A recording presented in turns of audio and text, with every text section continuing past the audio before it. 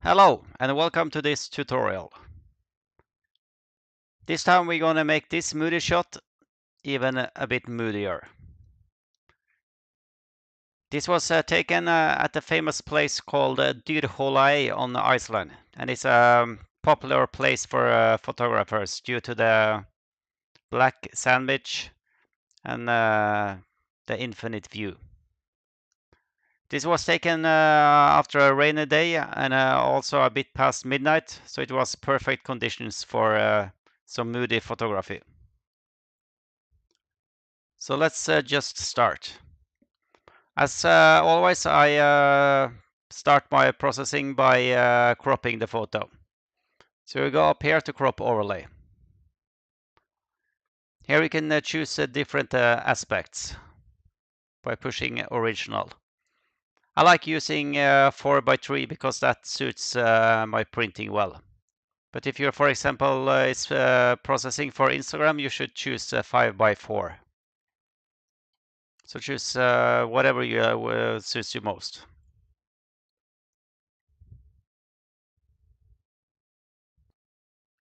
As you can see on this photo, the horizon is a bit off, so we need to straighten this. And we do that by choosing one of the corners, get the double arrow, and just turn the picture until the horizon is straightened. And you can use the guidelines to help you make it correct.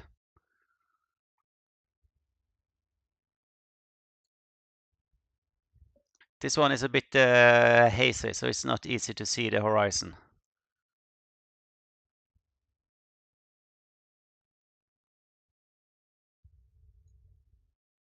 But I think this one is okay. Also, you can drag it around to get the crop you want. On this one, I think I want some of the darker clouds on top here, just to get some framing on the picture. So we'll take it here. Then push enter to crop the photo. Always when I process photos that are blue, green, or yellow, I start with calibration, and then the blue primary. This one affects everything that has yellow in it, which means also green and blue. And it's an easy way to pop the colors. So we're going to drag this saturation slider quite a bit up.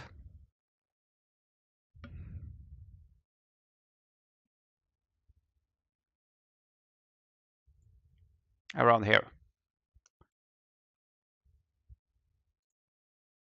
And you can see just by using this slider, we already changed the photo a bit.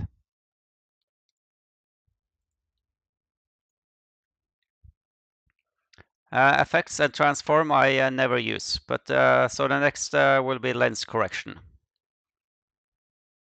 I always check remove chromatic aberration. Chromatic aberration is the purple lines you sometimes can get around trees and mountains, which won't look good on if you print the photos. But by just clicking this one, they will be removed. And also enable profile corrections in case there are any distortions on your photo. Next up, we're gonna do some details. I'm gonna sharpen it just a bit more. Take down the radius and pull the detail all the way, so we get as detailed sharpening as possible. Also, this one, as I said, was taken after midnight, so it was pretty dark, so there is some noise in this shot. So I will add some noise reduction. But I'm not going to add too much, because then the photo will look too soften and unnatural. Next up, we are going to the basic column. The temperature and tint, I never start with. I always finish with those if I see there is need for it. So those I will leave as they are. The same with the exposure. I think the photo is pretty good exposed as it is.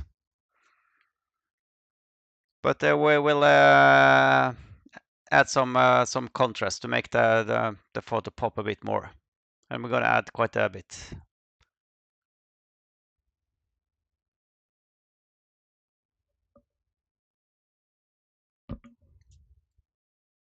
Like this. We're also gonna add some highlights. This is to get some more light in the horizon. We're gonna lift the shadows to get some more details.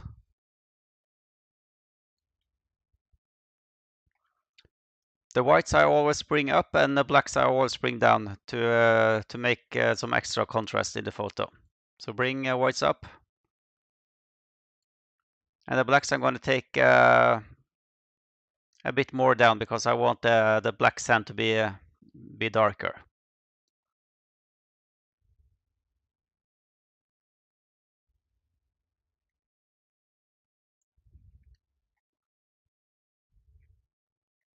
We can also add some clarity to make even more contrast.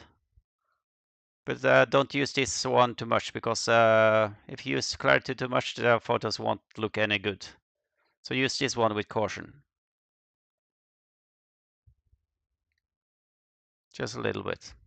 And also add some, just a little vibrance to get some extra colors in the midtones. Like this. Next up, we're gonna work on the tone curve.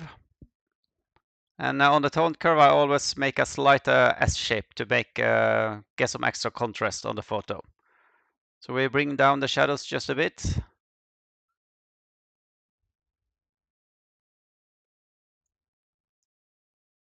And the light a bit up.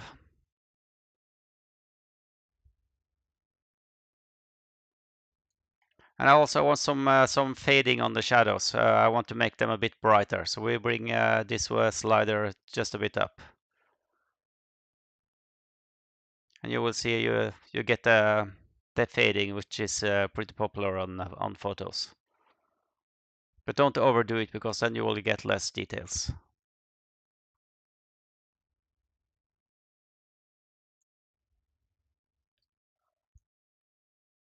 Also, especially on my moody photos, I like to add some blue color to the shadows. So we go to channel and choose the blue color. And we do the same thing. We lift this one a bit up. And you see that the shadows get a bluer color.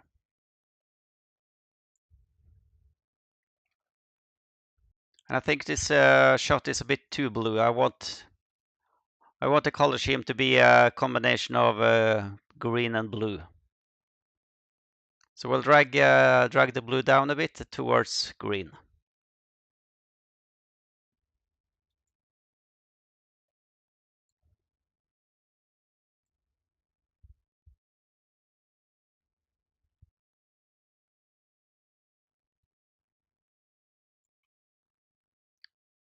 Like this. Perhaps not that much green.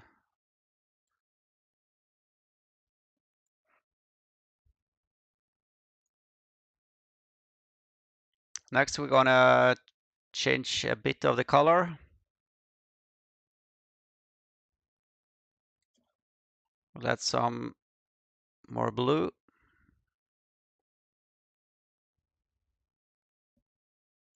And I think it's a bit oversaturated, so we take down some of the saturation. And this photo has mostly yellow, blue, and green, so we'll take down those.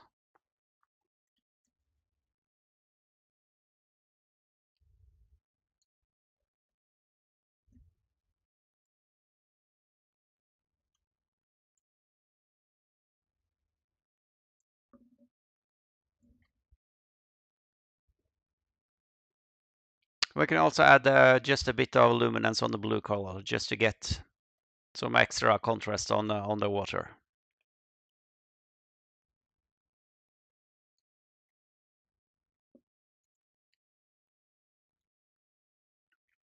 Next up is split toning. This is one of my favorites in Lightroom. This adds colors to the highlights and colors to the shadows. And on this one, I want shadows to be cold and the highlights a bit warmer. So we get a nice contrast between warm colors in the highlights and cold colors on the rest of the photo.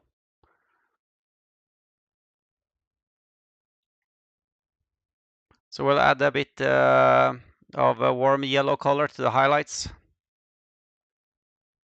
So we go up to a yellowish color and then add the saturation.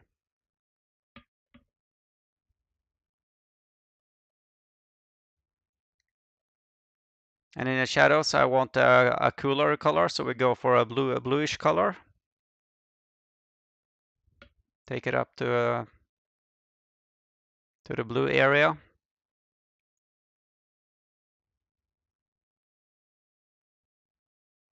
And add the saturation.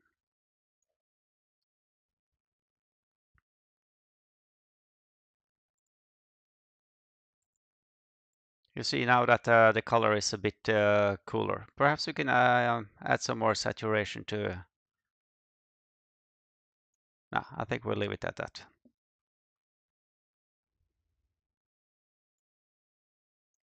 Next up is my favorite part of the post-processing, working with light and shadows. On this shot, I think the light is coming in from the left side, but I want to change it. I want the light to come in from this side. So we're gonna start by using a graduated filter. So you go up here and choose this one. And first we're gonna add some extra shadows at the bottom of the photo. So you drag it from the bottom and up, and you can hold down Shift on this one so you get a straight line. Shift and just drag it up.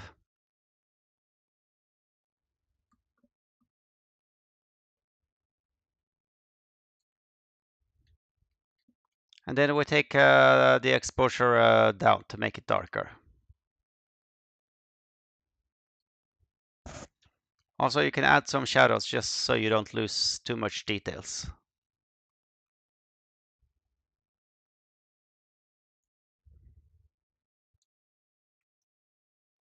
Then push done.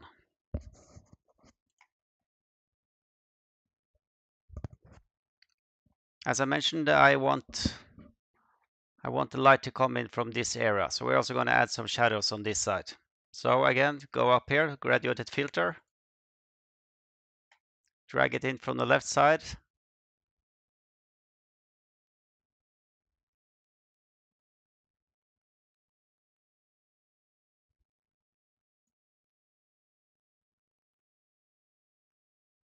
You can hold over here to see the red shows this selection and what part is going to be affected. And then again, pull down the exposure quite a bit this time.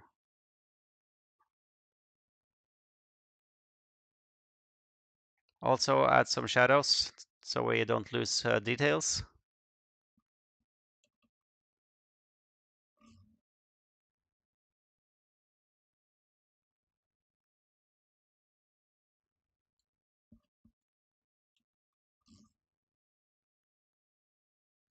And I'm also going to lower the highlights a bit so we get this part a bit darker.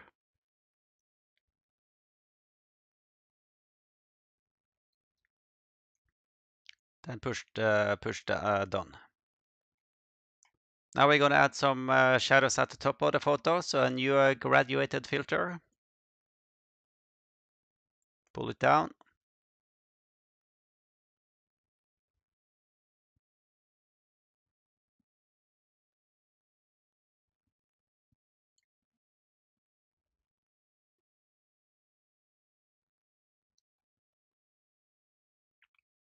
and pull down the exposure.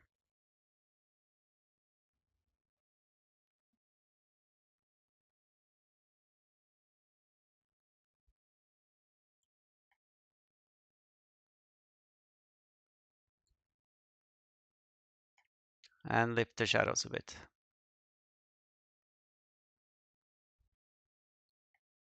Done.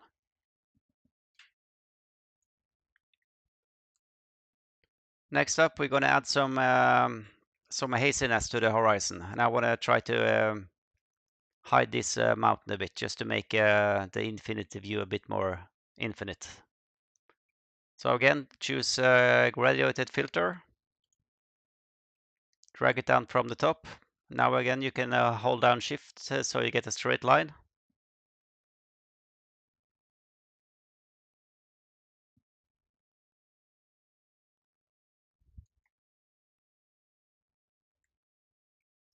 And this time we're going to use the dehaze.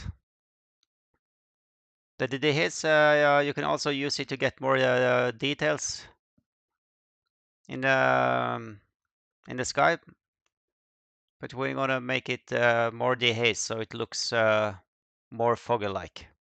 So we're going to take it down a bit like this.